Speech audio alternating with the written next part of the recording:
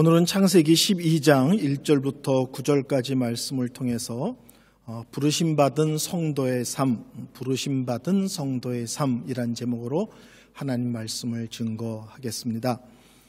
우리가 아브라함의 삶을 볼 때 항상 두 가지 관점을 갖고 보는 게 아주 중요합니다.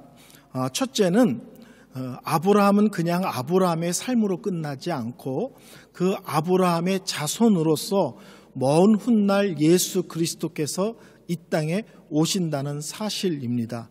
그래서 아브라함의 삶 속에서 항상 실제로는 직접적으로 간접적으로 먼 훗날 오실 예수님에 대한 언급들이 지속되고 있다는 사실을 우리가 이제 기억할 필요가 있습니다.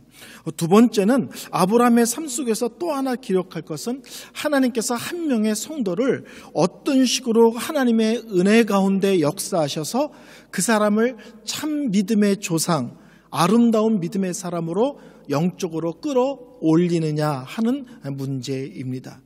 아브라함이 훌륭한 믿음의 사람이기는 하지만 우리와 똑같은 죄인이고요. 실수와 실패가 있고요. 인간의 연약함을 그도 다 지니고 있는 존재입니다. 근데 하나님께서는 그런 사람을 하나님의 놀라운 은혜 가운데 또 하나님의 놀라운 신실하심 가운데 그 사람을 끌어올리십니다. 그것을 통해서 하나님이 어떻게 우리의 삶을 훈련하시는가, 어떻게 우리의 믿음을 연단하시는가 하는 또 다른 관점을 우리가 이해하고 또 보게 됩니다. 성경의 인물은 우리에게 훌륭한 위인전을 얘기해 주고 싶은 것은 아닙니다. 그 사람의 삶을 통해서 역사하시는 하나님을 얘기하고 싶은 것입니다. 그래서 우리가 아브라함에 대한 말씀을 계속 들을 예정이지만 그러나 그 속에서 아브라함의 초점을 맞추시지 말고 하나님의 초점을 맞추고 성경을 보는 그런 훈련을 할 필요가 있습니다. 첫 번째, 오늘 부르심받은 성도의 모습의 첫 번째는 뭔가? 오늘 본문에 나타나는 것은 떠남, 포기 또는 내려놓음의 삶입니다. 이거를 더 쉽게 한마디로 정의하면 나그네의 삶이다, 이렇게 이야기할 수 있겠습니다. 창세기 12장 1절에 보면 하나님께서 아브라함에게 너는 고향과 친척과 아비 집을 떠나라 라고 말씀합니다. 이 놀랍고도 단호한 명령은 단순하게 지리적으로 또 장소적인 개념으로서 그것을 떠나라 라는 것만을 의미하는 것은 아닙니다. 이것은 아브라함에게 실제는 모든 것을 내려놓아라, 네가 중요하게 여기고 네가 의지하던 모든 것들을 포기하라는 엄청난 도전의 말씀입니다. 쉽게 말씀하면 네가 편하게 살던 것, 네가 안주하던 것, 네가 즐기던 것 이제 너 내려놔야 돼, 이런 말이기도 하고요. 그 당시에는 오늘날처럼 국가가 있고 법이 있고 치안이 잘 돼 있고 이러지 않거든요. 집안 사람들이 함께 어울리고 그것을 통해서 서로가 서로를 보호받던 시절입니다. 근데 아브라함이 고향을 떠나고 가족을 떠나고 친척을 떠난다는 것은 이제를 자기를 지켜줄 수 있는 모든 인간적인 요소를 내려놓고 포기하라는 거예요. 쉽게 말하면 이제 하나님만 의지하고 살 수 있어. 너를 부르신 하나님께서 책임진다는 걸 이제 믿음의 길을 갖고 믿음을 갖고 떠날 수 있어. 실제로는 이야기를 하고 있는 것입니다. 아브라함이 살던 갈대아 우르는 오늘날로 말하면 대도시입니다. 대도시. 문화적인 것도 많고 즐기고 누릴 것도 많은 곳입니다. 그런데 비해서 아브라함이 앞으로 가야 될 가나안은 쉽게 말하면 시골이고 불편하고 많은 위험이 도사리고 있는 곳입니다. 하나님은 아브라함에게 갈대아 우르에서 가나안으로 떠나라는 그 말씀은 단순하게 장소나 지역적인 변경이 아니라 그 모든 안전하던 것, 의지하던 것, 즐기던 것, 만족스러워했던 그 모든 것들을 내려놓고 전혀 다른 삶을 살라고 실제로는 명령하고 요구하고 계신 것입니다. 전혀 다른 삶으로의 초대죠. 하나님만 의지하는 삶으로의 초대. 하나님을 위해서 기꺼이 대가를 지불하는 삶으로의 초대. 하나님을 위하여 기꺼이 불편함을 감수하는 삶으로의 초대입니다. 오늘날 우리는 신앙생활할 때 예수 믿으면 복 받아요, 예수 믿으면 잘 돼요, 이런 얘기에 너무 익숙해 있습니다. 근데 성경의 원리는 이 믿음의 길을 걸어가는 것은 대가를 지불하는 거라는 거예요. 내가 갖고 있던 것을 내려놓고 포기하는 요소를 분명히 지니고 있다는 겁니다. 그리고 이 신앙의 길은 바르게 걸으면 걸을수록 불편함의 요소가 분명하게 포함되어 있다는 거예요. 근데 오늘날 우리는 편해야 은혜라고 생각해요. 잘 풀려야 복이라고 생각합니다. 움켜져야 하나님이 축복하셨다고 생각합니다. 근데 실제로는 믿음의 내용을 깊이 들여다보면 쥐고 있는 것을 내려놓는 싸움이고요, 편안하고 안일하게 살던 것에서 기쁨으로 하나님을 위하여, 영원한 삶을 위하여 불편함을 감수하고 감내하는 삶의 내용으로 실제로는 하나님이 우리를 부르신 것입니다. 그래서 성경은 아브라함의 삶을 표현할 때 아주 특정져서 표현하는 단어가 있는데 그것은 나그네입니다. 나그네. 아브라함의 삶을 한 단어로 요구하면 나그네의 삶이다. 쉽게 말하면 아브라함은 한 곳에서 안주하고 정착하지 않고 계속 옮겨 다니는 삶을 살았습니다. 그래서 히브리서 11장 13절부터 16절까지 말씀을 보면 아브라함의 삶을 이렇게 표현해요. 더 나은 본향을 사모하는 삶. 더 나은 본향을 사모하는 삶. 이 땅에서는 안주하지 못하고 만족하지 못하고 다 누리지 못하지만 아브라함 마음 깊은 곳에는 항상 천국을 향한 간절한 마음, 뜨거운 마음이 그 중심에 있었던 나그네로서의 삶이라고 이야기하고 있습니다. 저는 우리 교회 성도님들 중에서 독일에서 50년 넘게 사시면서도 독일 시민권을 따지 않은 분들을 좀 만나 본 적이 있습니다. 근데 그 어르신들 얘기가 똑같아요. 나는 언젠가는 한국으로 돌아갈 줄 알았어. 내가 이렇게 늦게까지 여기 살 줄은 몰랐어. 그러시는 거예요.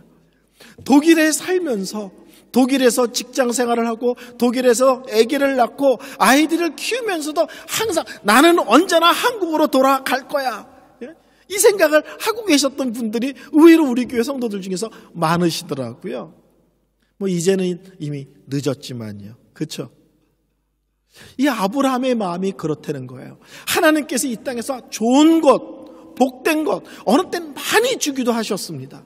그런데도 불구하고 아브라함은 내 본향은, 내 영원한 집은 이곳이 아니라 천국이야. 항상 그런 믿음으로, 항상 그런 자세로 살았다는 사실입니다.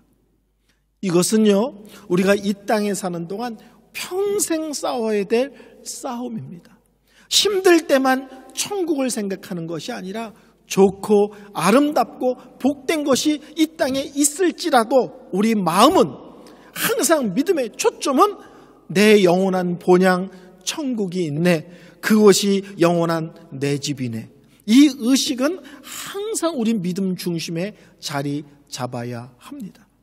부르심받은 성도의 삶을 한마디로 정의하면 나그네로서의 삶이라고 설명할 수 있습니다. 두 번째, 부르심받은 성도의 삶의 특징은 하나님의 인도하심을 받는 삶입니다. 히브리서 11장 8절에 보면 이런 말씀이 나와요. 아브라함은 갈 바를 알지 못하고 나갔으며, 아브라함은 하나님이 떠나라 라는 말씀은 들었지만 그 다음에 떠난 뒤에 어떻게 해야 될지를 하나님이 1부터 10까지 다 설명해 주지 않으셨다는 거예요. 어떻게 출발하지만 그 다음 어떻게 할지는 알지 못하는 가운데 하나님만 바라보며 하나님만 의지하며 믿음의 발걸음을 내딛었다는 거죠. 그래서 창세기 12장 5절에 아주 재미있는 단어가 나오는데 그게 뭐냐면 마침 아브라함이 가나안 땅에 도착했다는 거예요. 마침이라는 단어는요, 편안하게 왔을 때, 쉽게 왔을 때, 10분, 5분 걸려왔을 때, 그럴 때 쓰는 단어가 아니죠. 별별 일을 당하고 고생도 하고 힘들고 지치고 많은 있었는데 드디어 마침 도착했습니다. 와, 마침내 어렵지만 도착했는데, 마침내라는 말은 그런 과정 속에 결론으로 쓰는 단어잖아요. 그러니까 아브라함도 갈대우르에서 하란까지 이렇게 쉽게 편안하게 이렇게 온 것은 아니라는 거죠. 그렇지만 분명한 것은 마침내 도착했습니다. 이렇게 성경은 쓰여져 있습니다. 중요한 것은 12장 4절에 이렇게 말씀합니다. 여호와의 말씀을 따라갔다. 갈 바를 알지 못하고 출발했지만 아브라함은 가나안 땅에 도착할 때까지 하나님의 말씀을 따라 하나님의 말씀에 순종하며 하나님의 말씀과 인도하심에 예민하게 반응하면서 마침내 가나안 땅에 도착했다는 거예요. 우리가 인도하심 받을 때 오해하는 것이 있습니다. 인도함 받을 때 우리가 오해하는 것은 하나님이 1부터 10까지 다 가르쳐 주실 것이다, 이런 오해를 해요. 그렇지 않습니다. 하나님은 매일 매순간 하나씩 알게 하시고 인도하시고 눈을 열어 주십니다. 여러분, 자동차 운전하실 때 밤에 헤드라이트를 켜는데 그 헤드라이트가 1000m, 2000m까지 보이지 않잖아요. 딱 우리가 운전할 때 필요한 거리까지만 불을 비춰주거든요. 하나님의 인도하심이 그런 거예요. 딱 거기까지. 그 다음에 거기서부터는 또 하나님이 새롭게 보이시고 새롭게 말씀하시고 새롭게 인도하시죠. 제가 며칠 전에 저녁 때 교회 앞을 지나가는데 앞을 보지 못하는 분이 이렇게 흰 지팡이를 짚고 지나가는 것을 봤습니다. 그때 옆에 지나가던 사람이 그분을 이렇게 얘기를 해주는 거예요. 근데 제가 무슨 얘기인지 잘 모르지만 다 눈치로 알았어요. 앞을 보지 못하는 분이 신호를 기다리고 있는데 옆에 같이 계신 분이 이렇게 얘기하지 않죠. 150m 앞에 전봇대가 있습니다, 이렇게 말하지 않잖아요. 1000m 앞에 계단이 있습니다, 이렇게 얘기하지 않을 거예요. 앞에 보지 못하는 사람에게는 뭐라고 얘기해요? 발 밑에 뭐가 있다는 것만 얘기하죠. 한 걸음 앞에, 두 걸음 앞에 뭐가 있다는 얘기만 해주죠. 우리 하나님께서 우리를 인도하실 때도 1부터 10까지 다 말씀해 주는 것이 아니라 한 걸음씩 한 걸음씩 하나씩 열어주시고 인도하시고 간섭하신다는 겁니다. 하나님이 우리를 인도하실 때 또 하나 알아야 될 것은 기도하는데 하나님이 응답을 안 주시네요, 이럴 때가 있어요. 기도하는데 하나님이 도대체 사인을 안 주시네요, 이럴 때가 있어요. 제가 가르쳐 드릴게요. 여러분, 운전할 때 신호등이 있으면 어떻게 합니까? 신호를 받죠. 빨간불이다, 서야 되겠네. 파란불이다, 가야 되겠네. 이게 신호가 있을 때는 신호에 따라 움직이면 되죠. 근데 운전하는데 신호등이 없어요. 그럴 때는 어떻게 하세요? 독일 정부에다 전화해서 지금 내가 운전하는데 여기 신호등이 없다, 빨리 신호등을 만들어 다오. 그래야 내가 갈지 쓸지 좌회전할지 우회전할지 알 거 아니냐. 이런 사람 아무도 없죠. 신호등이 없을 때는 그냥 가던 길 가면 되는 거예요. 무슨 말씀인지 아시겠어요?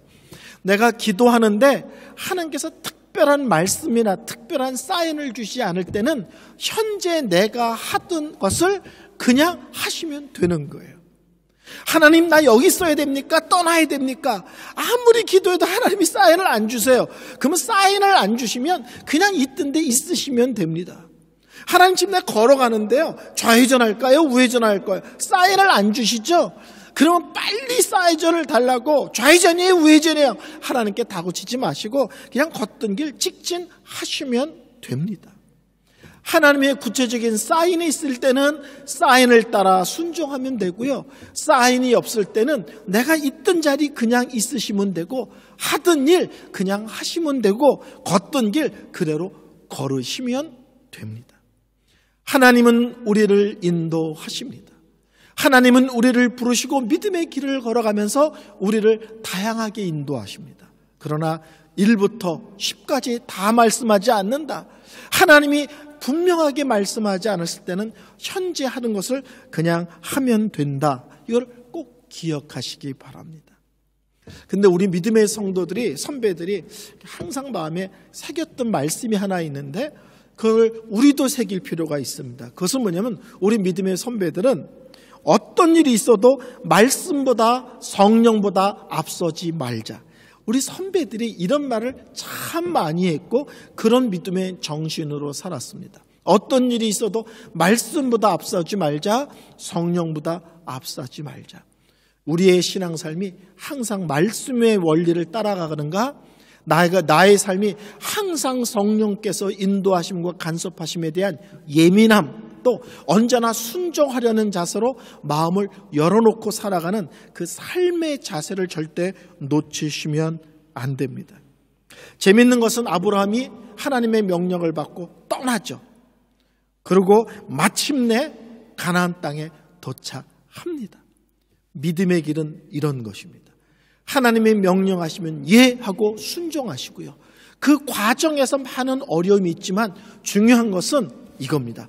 마침내 드디어 도착했다. 하나님이 말씀하신 그곳에 힘들며 많은 사건이 있을지는 모르지만 그러나 그곳에 도착하고요. 하나님은 그것으로 우리를 인도하고야 마시는 하나님이라는 사실입니다. 세 번째, 부르심받은 성도의 삶을 세 번째로 정의한다면 단을 쌓는 삶 또는 예배하는 삶이라고 말씀을 드리고 싶습니다. 요새 계속 예배가 강조되고 있죠. 성경에서. 왜 그럴까요? 믿음의 사람의 삶이 단을 쌓는 삶, 예배의 삶을 살았기 때문에 그렇습니다. 오늘 본문 12장 7절에 보면 세겜 땅 모래 상수리 나무에서 단을 쌓았다. 그러고요. 그 다음 절인 12장 8절에는 베델 동쪽 산 거기서 단을 쌓았다. 이렇게 얘기합니다. 아브라함은 장소를 옮길 때마다 그곳에서 단을 쌓고 하나님께 예배했습니다. 이것은 간단한 문제가 아닙니다. 가나안 땅은요, 우상의 도시입니다. 그리고 그곳에서 뿌리를 받고 살아가는 사람들, 그리고 그 속에서 힘을 갖고 살아가는 사람들이 있는 도시입니다.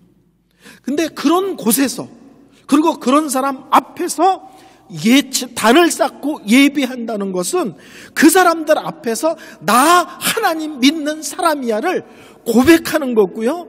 그리고 인정하는 거고요. 그 사람들 앞에서 선언하는 것입니다. 하나님만이 참 하나님이시다. 나는 하나님을 믿는 사람이다. 그리고 하나님이 나를 지키시며 보호하신다. 이건 엄청난 선언입니다. 그냥 예배한다가 아니라 하나님을 알지 못하는 사람들 앞에서, 그 지역에서 힘을 갖고 나를 언제나 위협할 수 있는 사람들 앞에서, 우상의 도시의 그 한 복판에서 단호하게 아브라함이 고백하고 선언하는 거예요. 나 하나님 믿는 사람이야. 하나님만이 참 신이셔. 하나님이 나를 지키시며 보호하실 거야.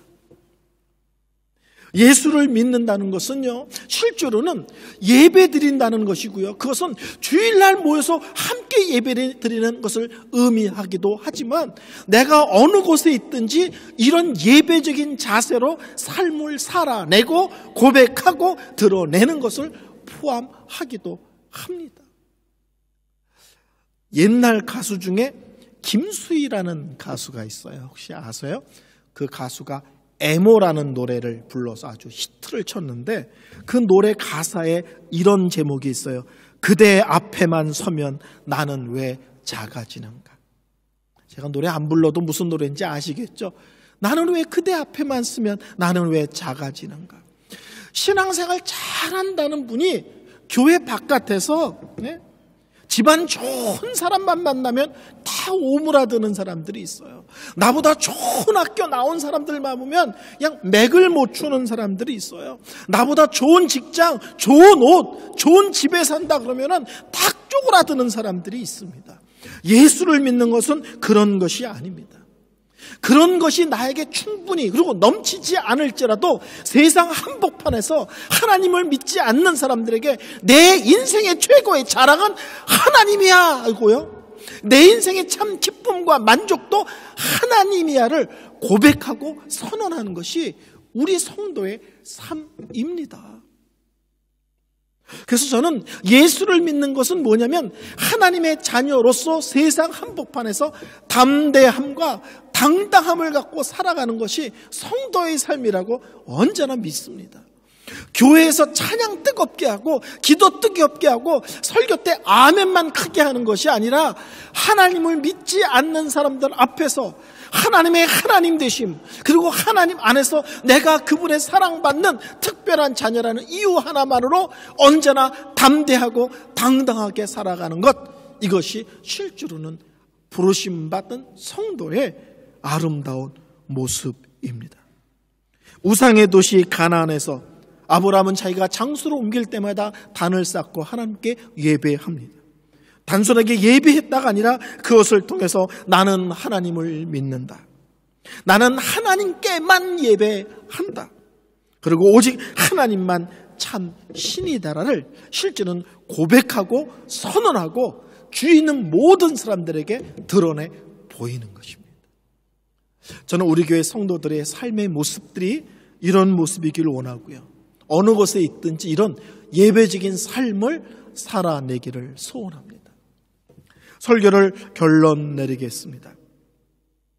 하나님께서 우리에게 언났다는 떠나라 라고 말씀하시고요, 어느 때는 내가 중요하게 여겼던 것을 포기하라 또는 내려놓아라 이렇게 말씀하실 때가 있습니다. 근데 우리는 인간적인 생각이 앞서고 나의 고집과 주장이 앞서기 때문에 참 많이 그럴 때마다 망설이는 경우가 있습니다. 그러나 기억하셔야 됩니다.